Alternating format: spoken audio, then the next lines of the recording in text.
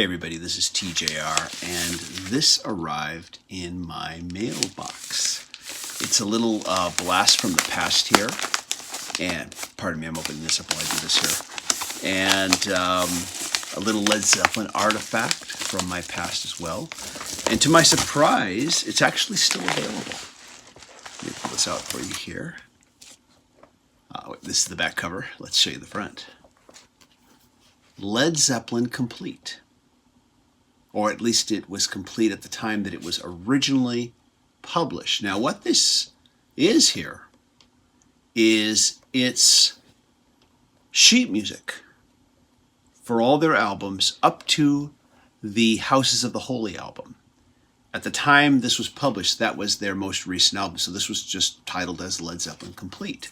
Now, this was for a long time the only reference book. If you were a musician and you wanted to learn how to play Led Zeppelin songs, this was the only real reference book, sheet music book, that was really available. And the problem with a lot of sheet music back then is that they just got things wrong. Oftentimes they would give you the right chords, like here's Communication Breakdown, they'd give you the right chords, but they were the wrong fingerings for guitar. The chords were more accurate the way they were written for piano. Now, at this point in time, I was not a guitar player. I was playing piano keys. That's it. I hadn't really learned how to play guitar yet. So the surprising thing about this book is that the piano transcriptions were very accurate for the most part. But what was interesting about this is that there were times when they would step in and give you, I guess what was kind of the equivalent of guitar tablature, which guitar tablature became a printed form of sheet music for guitarists that really wasn't happening at this point yet when this was published. But right here, they would give you a guitar melody of a solo Jimmy Page played. They'd notate it for you on the sheet music, which if you could read sheet music on a guitar, that was fine, you could play it, otherwise you would play this on piano. But a lot of guitarists I've known don't read sheet music. They can't read music. And I'll be honest, I can read music for piano, but I can't read music at all for guitar. So I understand how that feels.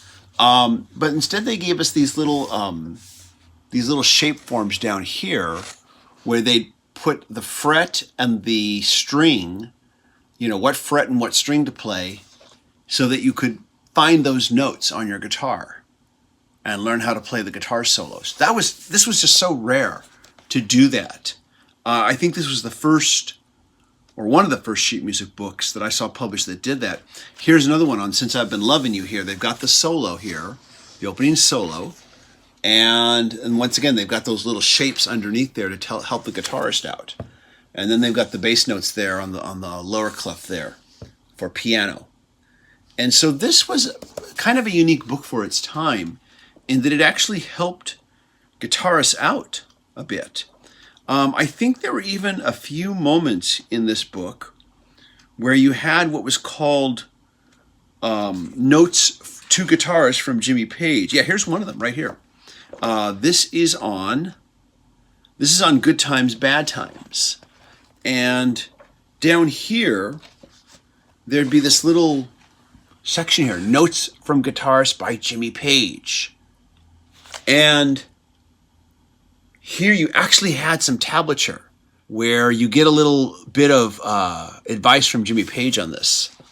That was amazing that you got that in a songbook back then. Oftentimes what would happen with sheet music is they would maybe kind of give you the intro, but mostly they'd give you just the names of the chords and the melody lines, and the melody line was built into the actual instrumental arrangement, so it really wasn't what they actually played on the record. And that frustrated the crap out of me when I first tried, because I learned how to read sheet music when I learned piano, and then I'd buy these sheet music books, and they'd be nothing like the recordings. And I could tell that pretty quickly. But here, on this book, they did a pretty good job of actually transcribing this stuff. And I remember when I learned how to play Stairway to Heaven, I learned it from this book. And here is Stairway to Heaven right here. And they actually got the voicing of the guitar correct, along with the bass notes and the flute, or whatever the wind instrument that was used. All of it here. There was a combination of also John Paul Jones's he would play it on keyboard later, but it was what he did on the woodwind instrument. He would play it on keyboard live. And yeah, and this actually worked because you had the actual guitar section here and the melody line was up here. Normally they would combine that melody line into the actual part, so you had this hybrid of the actual music and the vocal melody combined together, which is not what you wanted to play. You wanted to sing the melody, or have someone else sing the melody. You didn't want to have that combined in here. Anyways, I have not seen this book in ages. I used to have a copy of it back in the 70s, and it was my first real serious reference book into Led Zeppelin's music. I learned how to play songs like Stairway to Heaven. Also, the Rain song was so well transcribed in this. Just a tremendous, I learned how to play a ton of songs off of this book here. And I'm finally looking at it again for the first time. It's great to see it. Now, since this time, a lot has happened. We now have, if you're a guitarist, we have guitar transcription books that transcribe pretty much everything you'd ever want to know. Some of them are just designed for guitars. Some of them give you the complete scores, just everything. These are transcribed by professional transcribers here. And they listen meticulously to what the different musicians played, and then they transcribe it into tablature form for guitar and bass. There's drum notation too if you want the drumming, although most drummers tend to learn by ear. But anyways, though, this is just great to see this again. And I think it's still a good reference material, although there are lots of much more detailed and probably more precise tablature books out there. Transcriptions specifically for guitar. But for piano, I still think this is a great book. I think the arrangements are really solid in this. And it is missing some things. On Stairway to Heaven, you don't have the guitar solo at all.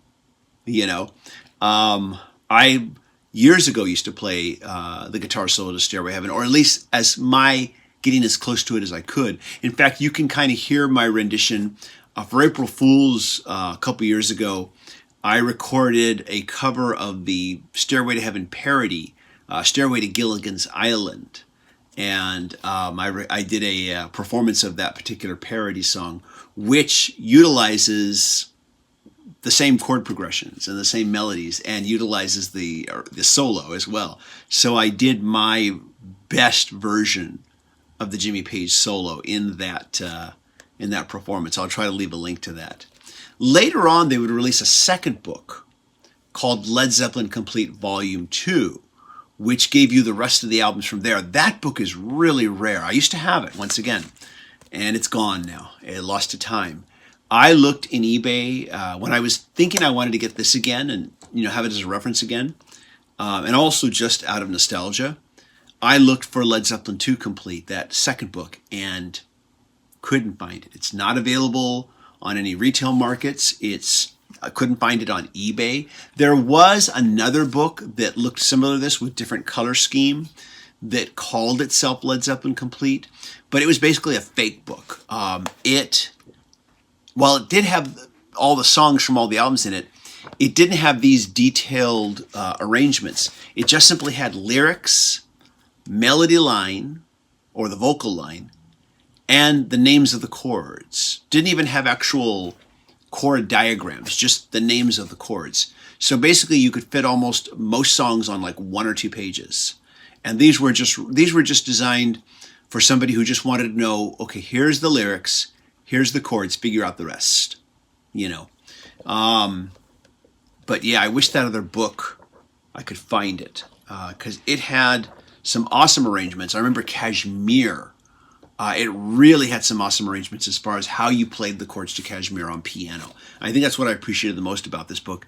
is that I think it was more designed, well, it did have instructions for guitarists. It was more designed for keyboardists and pianists who wanted to play these songs on piano. Oh, and I learned Black Dog from this book.